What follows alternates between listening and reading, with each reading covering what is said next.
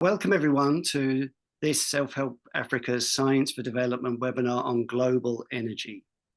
A series of webinars showcase student projects from this year's BT Young Scientists exhibition that we, Self-Help Africa, identified as particular interest when we consider development, social and climate justice.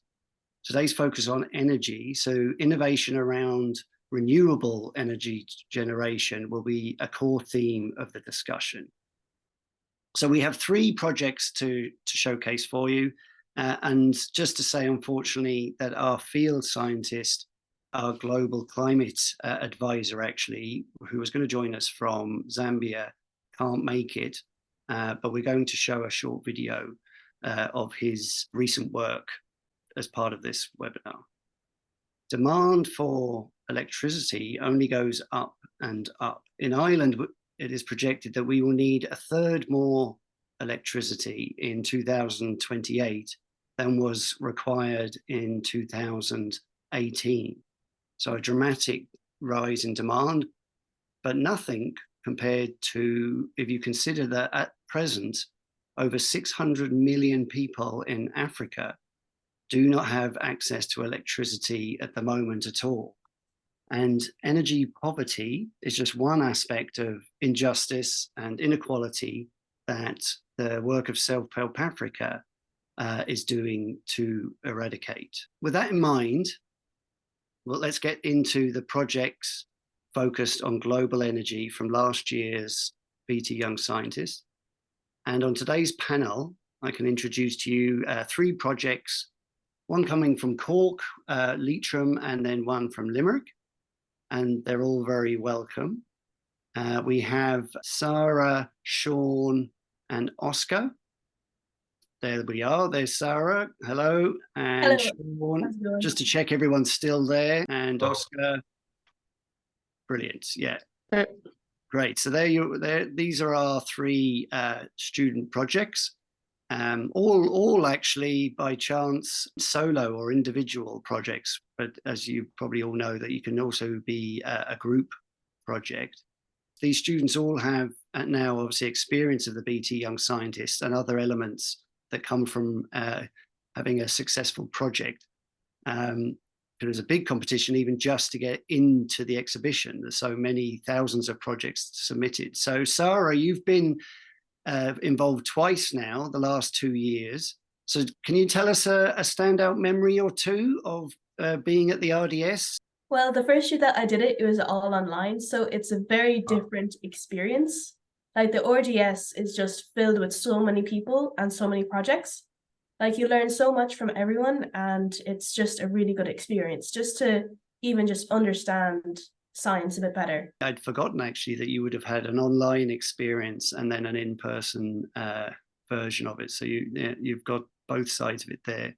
Great. So then maybe Oscar, you were involved this year, and at that stage you were only first year as well in school, which is amazing. So you've already been to the BT Young Scientists exhibition, and then you joined us at our Science for Development showcase in Ivy House. What was that like?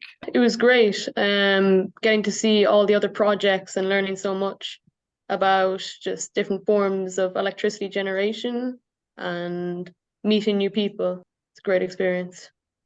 Yeah, including all sorts of different experts and even the ministers. Yeah.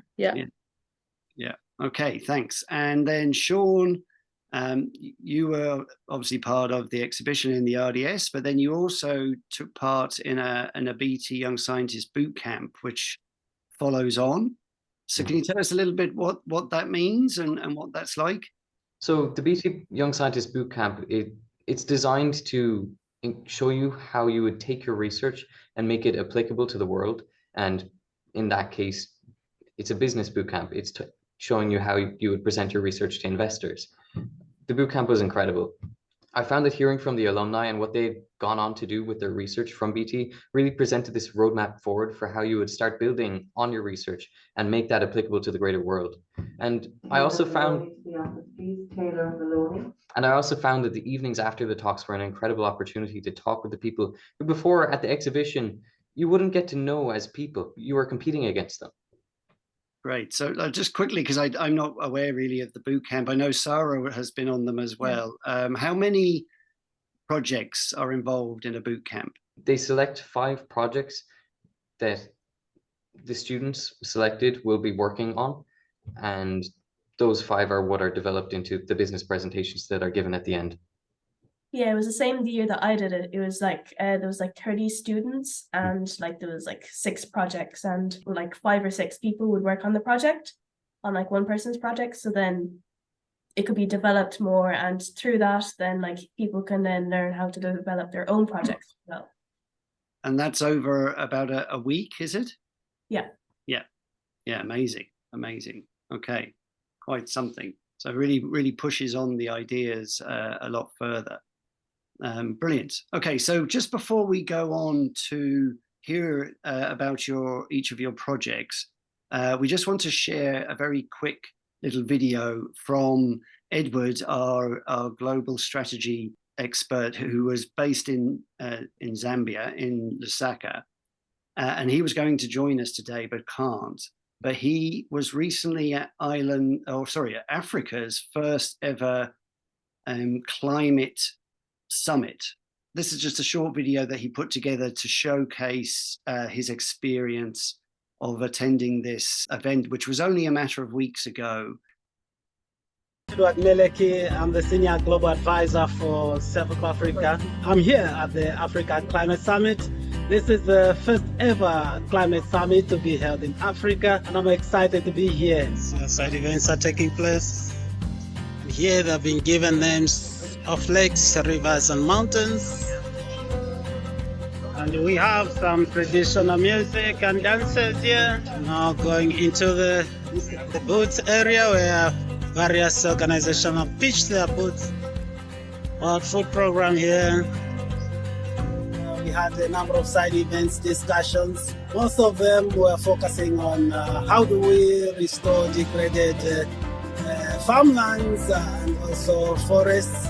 How do we restore back the freshwater ecosystems that have been silted across most of the African countries. Discussions were held also around the climate justice and how do we make our farmers we work with to benefit from these climate-related interventions that we provide to the farmers. We look forward to similar events in the future. Thank you very much.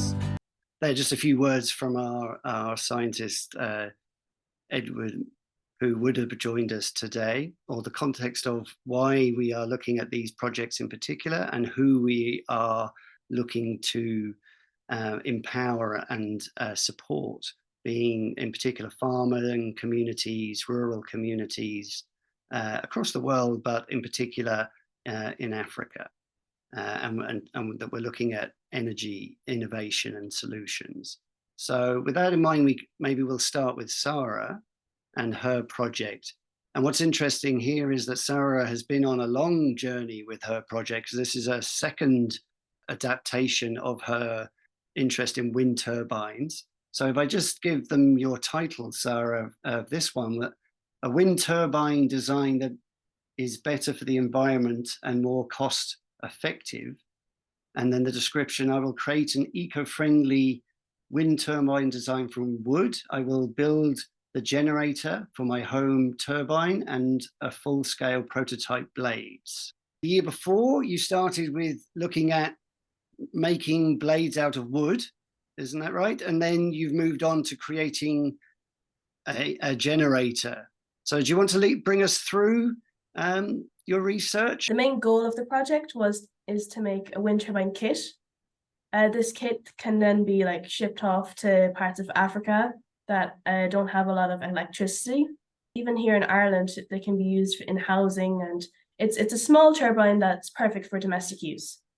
And a big problem with wind turbines today is that all the blades are made from fiberglass, which cannot be recycled and is ending up in landfill. It's also a very expensive resource.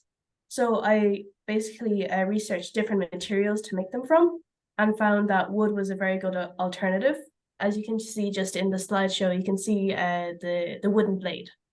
I first designed it on SolidWorks.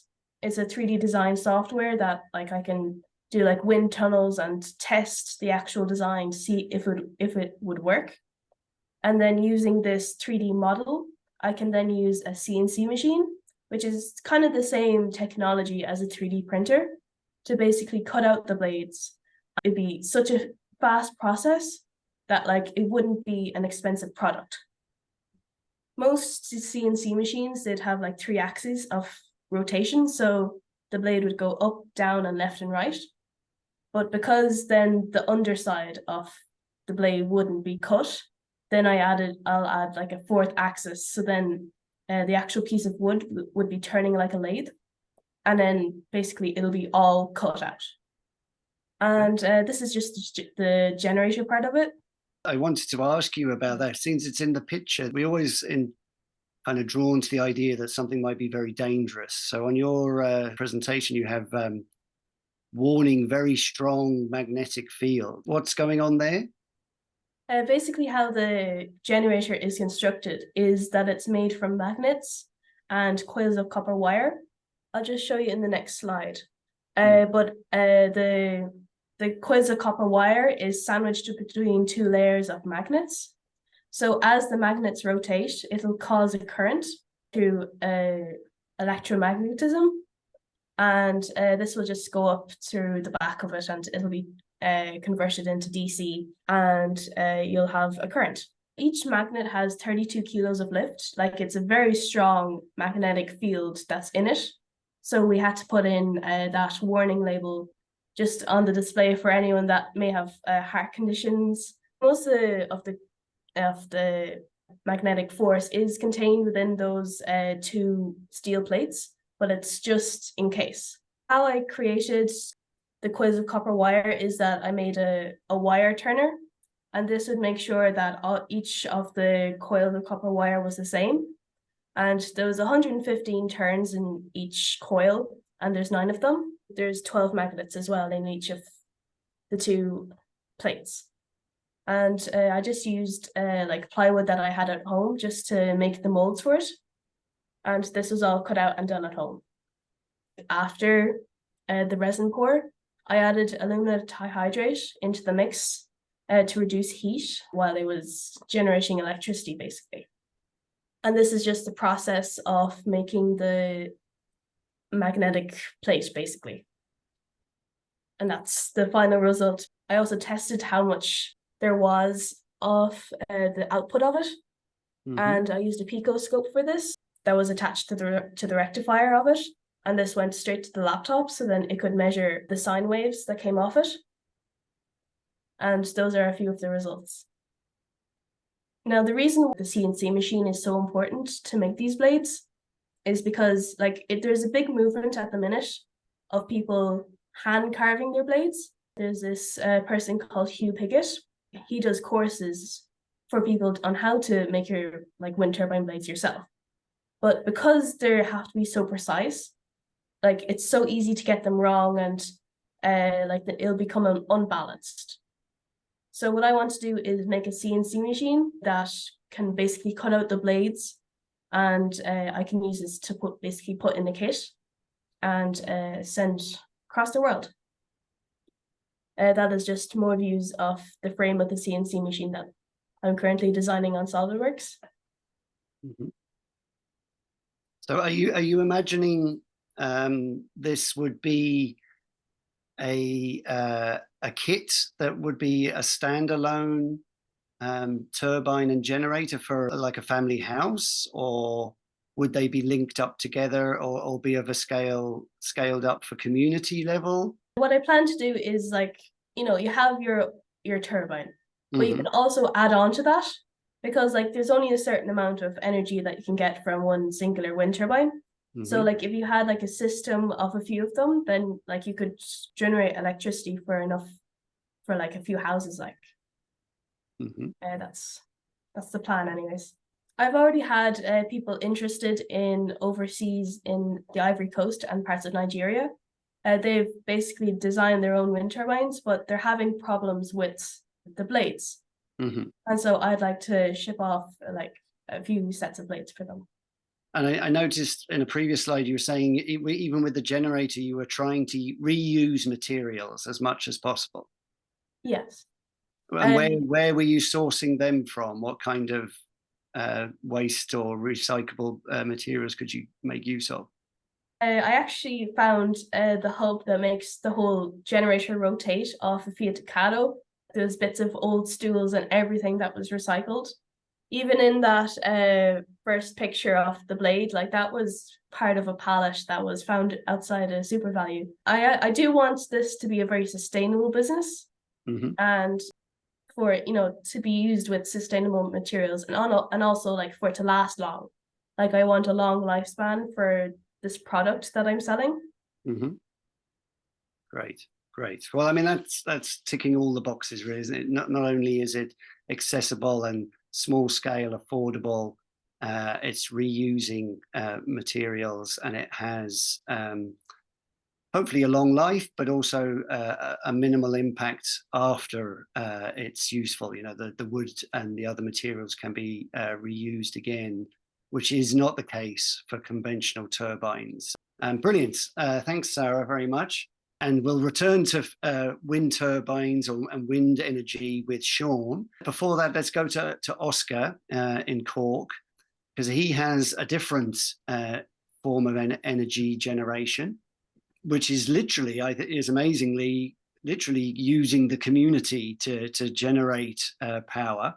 So his title of his project is an investigation into the impact of kinetic flooring as a source of renewable energy in school.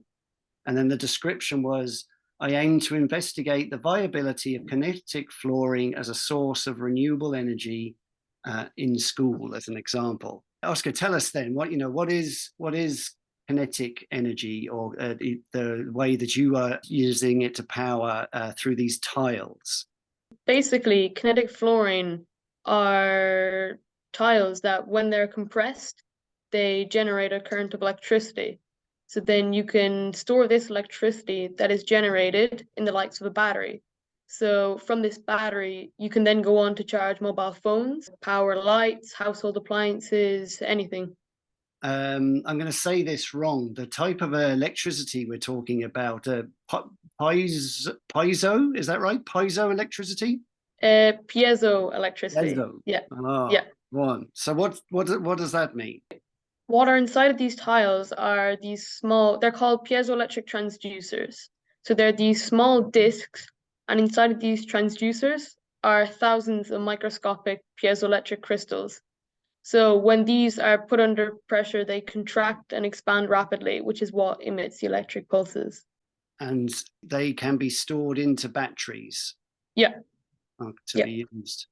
Tell us then, because you've mentioned your investigation was linked to your school. You've been very clear with your project that it's a certain entrance hall to your school, a certain area, and then you have a certain number of pupils passing through. After doing a bit of research, I found that the heaviest footfall area in my school was the main entrance, because you can guarantee that all the students will be walking in the morning and out after the school day.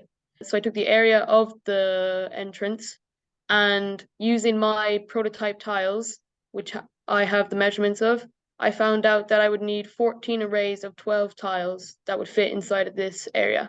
After testing the electrical output of my prototype tiles, I could calculate how much electricity would be produced from my 14 arrays of tiles after a day's worth of students walking on it. So there's 1,400 students in my school.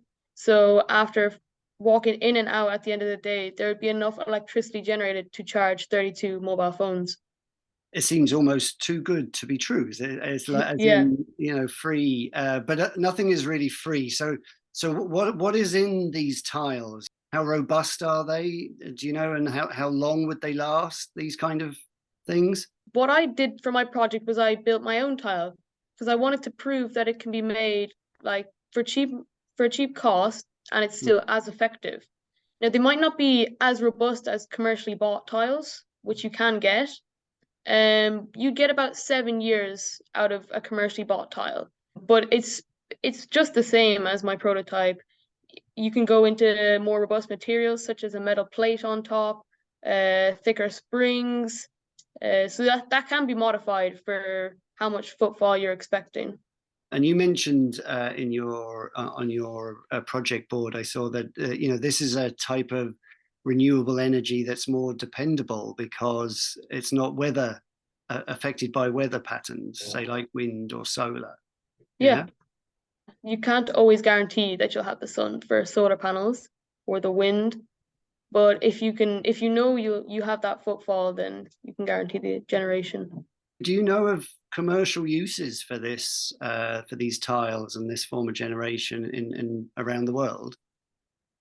Yes, there's actually a school in England who recently invested in a small kind of array of tiles just in a hallway. And with their students, they're generating enough electricity to power the lights of that hallway. I think it was during the 2012 Olympics, they had a footpath with the tiles on it. So it was powering all the street lights on that street. Yeah, I can see in urban settings the great potential for this type of generation. I'm just thinking, I come from London, and the rush hour in and out every day of countless hundreds of thousands of people. And I know that Edward mentioned when I was talking to him about these projects in Zambia, he was saying that the populations in Africa are moving rapidly towards the cities. The urban areas are swelling. Electricity needs to be generated in many different ways. That would seem to have a potential as these cities grow and grow around the world. But I wonder also in rural settings, would you have any idea? Can you have livestock? Can you have cattle, sheep walking across these surfaces? You could. I mean, again, it is a more robust tile would be able to support the weight of livestock. That was another idea I was thinking of, having them in the likes of a barn. So when they're all kind of moving around at night, early in the morning, that they would be generating electricity. Yeah, I mean, it'd be interesting, wouldn't it, to explore possibly, because if you have milking herds that have to come in and out multiple times in the day to be milked, maybe they can generate part of what the energy that they need to run the milking parlor from their own footfall. Brilliant. So thanks, Oscar, for that, and congratulations, especially because I didn't realize you designed your own tiles, prototypes. So amazing, brilliant. You and Sarah creating new kits and things. It's brilliant, really good. And then maybe quickly, Oscar, just because you are so young, being first year, now second year, are you carrying on with the BT Young Scientist, do you think? Do you have plans to go further? Yeah, I've already got an idea. We're working on it in school. We've got plenty of students going this year, so I'll definitely be going. Yeah. Oh, you're entering again, yes? Yeah. Excellent. Okay, brilliant. Watch this space then. Brilliant. Best of luck with that. Okay, so finally, let's go over to Seán. We find out about another approach to wind turbines. The title of your project is Investigating the Viability of Micro-Level Wind Generation. And the description, an investigation into the viability of micro-level wind generation as a solution for offsetting the effects of the current energy and cost of living crisis. Okay, so that's really cool to think about micro-level generation. So maybe, give us a bit of an overview of what you looked into and what you mean by micro-level. So micro-level wind generation refers to domestic or very small-scale energy generation. These can be done in arrays or standalone. And in terms of my actual project, would you mind if I presented my project poster? Oh, yep, go ahead. That'd be great. Perfect, thank you. So basically, in my project, while I was looking at the effectiveness of micro-level wind generation, I was also comparing the horizontal axis wind turbines versus vertical axis wind turbines. And that's a completely different discussion. But through this, I was able to verify basically that horizontal axis wind turbines at a very small scale, you're talking radius, like rotor diameters of less than 15 meters. They outperform the vertical axis wind turbines in every single category. I performed a total of 7 experiments, 2 of those being in the wind tunnel and at the University of Limerick in varying speed conditions, and also outdoors. I think I was able to get my testing done at Phoenix and Banna Beach. And basically from this, I was able to take existing designs of horizontal axis wind turbines and also vertical axis wind turbines, and identify a lesser known horizontal axis wind turbine style, which I called, I can bring it over here, which I just called it curved bladed. It's based on a convex curve. It's called a scimitar blade, but I found that it completely outperformed the straight bladed horizontal axis wind turbines in all conditions. In every condition, the horizontal axis wind turbines outperform the vertical axis wind turbines. What's interesting about that is that online there's a lot of discussion between the two types of wind generation, and there's a big argument for vertical axis wind turbines because they rotate significantly slower and they're designed for more urban environments with much more turbulent air. And I actually found that in the outdoor testing, the vertical axis wind turbines performed almost double their performance in the very laminar flowing wind of the wind tunnel, whereas the horizontal axis wind turbines performed significantly better than the vertical axis wind turbines in both situations, but that in the laminar flow of the wind tunnel, they also performed better than when they were out in the turbulent air. Basically, from all of this research, I was able to find a more effective horizontal axis wind turbine blade design than the one that we are currently using. And also, as an aside, I contacted, I think, 15 Irish-owned renewable energy suppliers. So these would be people that you would contact if you wanted to mount a domestic wind turbine at your home. And I was actually thankfully given a sponsorship of one from carbonfreeheat.ie. It's over here in this photograph. And I was able to run a test with that overnight. And from that, I was able to equate how much it would have generated over the course of a year. So assuming a capacity factor of 26%, which is normal in Ireland. Ireland is one of the best places in all of Europe for like potential wind energy generation. And it's really interesting because initially, when I was coming up with this project idea, I was talking with my dad about how we could offset the costs of electricity that we were facing just hiking constantly. And while there's a lot of investment and grants in place for solar, despite the fact that Ireland is one of the best places in all of Europe for potential wind, there's no grants available whatsoever. So basically, I found, assuming a capacity factor of 26%, the wind turbine running about 26% of the time, this 500 watt turbine at the standard rate of the time would generate approximately 500 euros worth of electricity within a year. So it would pay itself off within the year. And I feel that this just has incredible opportunity for, firstly, I was looking at the Irish people, but also rural communities in Africa where they need isolated systems, especially in the more mountainous regions where they will experience higher wind flow. That was interesting, Seán, that the literature says that the horizontal versus the vertical is much better, but that actually in field tests, vertical ones do better than they do in the wind tunnel. Yeah. Now there's a nuance to that because vertical axis wind turbines, they aren't incredibly successful commercially. And if you were to, I guess, roll them out, they need to be fitted with a gearbox. They're designed to rotate incredibly slowly compared to horizontal axis wind turbines, which at the domestic scale are just designed to spin as fast as they physically can. And that's another nuance I found, that for the likes of a application in rural areas and the maintenance involved with a vertical axis wind turbine, that horizontal axis wind turbines would be significantly more viable as an approach for generating electricity. And then the micro level, rather than looking at, why weren't you interested in looking at huge turbines? Of course, like a lot of this research matches the literature towards vertical axis and horizontal axis wind turbines and the different types within. But this project was small scale because I was looking at it from the perspective of the average Irish household, like being able to, let's just say, contact a company and getting a 500 watt domestic wind turbine, setting it up, either wiring it to the grid or with an isolated battery, and being able to generate electricity for yourself, offsetting the insane rises that we've witnessed. This was more looking at it from a proactive solution, because at that first talk I was having with my dad, it was all of these reactive solutions, just use less electricity. And while there's a lot of support into solar, Ireland is one of the best places for wind, and there's very little support put in place. There's no grants for domestic level wind energy generation, and that's what I was investigating.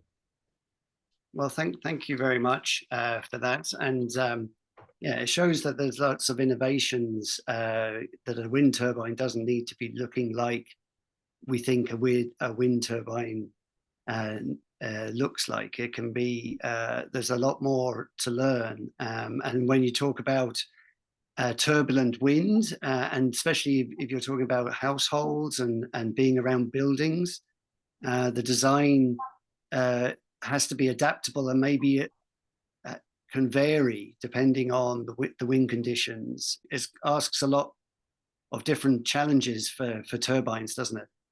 Yeah, it's incredible. Now, vertical axis wind turbines do have great applications. For example, just in cities where there's incredibly turbulent airflow, and these designs are perfect because they're designed to rotate incredibly slowly, paired with a gearbox that then generates electricity. And because of this, there's no risk of any parts flying away from the blade, causing injury to people or personal property. So it's a very nuanced question of comparing the two types.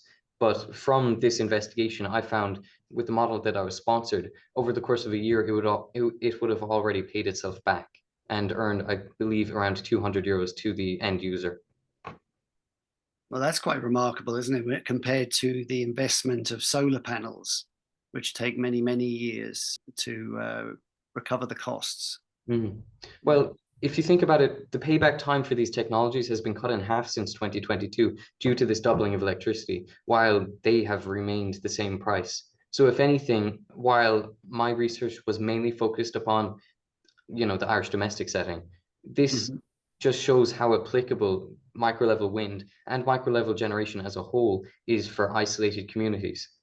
Brilliant, yeah, isolated communities here in Ireland, but then we can imagine the same story in other parts of the world, in particular our focus on rural African communities. So that's brilliant. So maybe if you can stop sharing your screen, Seán, and we bring everybody back together, maybe I could just do a quick round with you all, because we are hopefully have students watching that are just about getting into their projects, much like Oscar is. In fact, he says, do any of you have any top tips about how to approach or your projects, how best to research or find out information? So have you got any pearls of wisdom, since you're so experienced? Maybe if I go to Sarah first. I'd recommend using lots of key words, like renewable energies is such a big part in our lives at the minute. And we're trying to always try and find innovations in these fields. It doesn't necessarily have to be a brand new invention, but you can just build on an existing product or design and bring it further. Yeah, and look at a particular end user, maybe like you have been doing, and to make something much more accessible and affordable and environmentally friendly. All these elements that maybe aren't necessarily the focus of some of these technologies and innovations. Brilliant. Oscar, what do you think is, how do you get your project to the BT Young Scientist? I think when you're thinking of project ideas, pick a topic that's not only relevant, but that interests you. I think it's so much easier to do a project when you can kind of get a grasp of it, and that, it's just an interesting topic to you. Because isn't it right, your inspiration came from a Coldplay concert? Yeah, that's right. They had a kinetic floor, dance floor, is that right? Yeah, so as the people were jumping up and down, it was generating the electricity to power the lights on stage. Which, depending on what you think of Coldplay's music, is a good thing or not. I'm not sure. But and then Seán, what about you? How have you got any advice for this year's projects, research students? I think with BT Young Scientist, it's such an open problem space that really what you need to do is find a problem and then learn as much as you can about that problem. Because even if you think you've came up with the solution, if you read into the literature, you'll have found that people have explored this in great depths. But what matters is not who has been there before, but it's who can pull from different areas of research and apply it in a way that nobody has before. And I feel that that's incredibly important. But not only that, it's really important to frame exactly what you need to do and set goals and set a manageable timeline where you can work through and make progress and know that you're hitting your you're hitting your deadlines, so that when you're at the exhibition, you're confident in what you've created. Brilliant. Yeah, wonderful. And I would add that to not do it all by yourself, and to reach out to organizations, and like you've done to companies, and hopefully you'll get a good positive response. I mean, and even like you were given an example to test, which is fantastic. So and I know Sara has linked in with lots of different special interest communities that are, like DIY generators and turbine designers, and even in Africa, people that are creating these small single standalone generators. So you don't have to do it all yourself. Like Sara said, you don't have to reinvent everything. You can just pull lots of elements together and present it in a way that can be very impressive as a project. So congratulations to you all, and thanks for being part of this webinar. So thanks for everyone that joined in, and thanks to the participants here, Seán and Sara and Oscar, and we'll close the webinar there.